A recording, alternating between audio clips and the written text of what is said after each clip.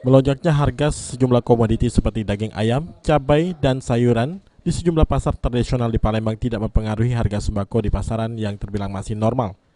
Berdasarkan pantauan PAL TV di Pasar Kilometer 5, menurut salah seorang pedagang sembako, harga beras masih di kisaran 10 hingga 11 ribu rupiah tergantung kualitas beras.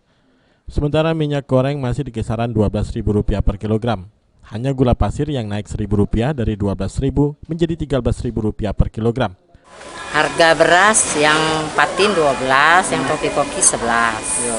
Itu ada kenaikan atau penurunan? Tidak, itu turun malahan itu. Turun malah. Sebelumnya berapa yang sebelumnya? Sebelumnya dulu kopi-kopi 12, itu 13. 13. Iya, sekarang sudah turun. Kalau untuk gula Untuk gula 13 kilo. 13. Gitu. Itu naik apa turun? Nah itu ada naik sedikit, biasa 12. Oh, biasanya 12.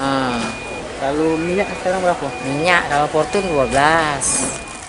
Sementara pedagang telur, Lili mengungkapkan harga telur ayam saat ini mencapai Rp22.000 per kilogram, naik Rp2.000 dari harga normal Rp20.000. Harga telur bebek Rp2.500 per butir dan telur ayam kampung Rp2.000 per butir. Untuk stok telur di tokonya masih mencukupi dan tidak ada kendala atau kekurangan stok telur dari peternak.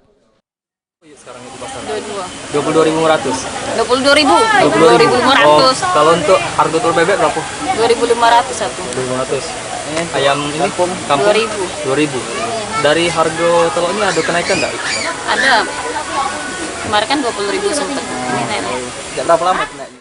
Heru Wahyudi, PAL TV.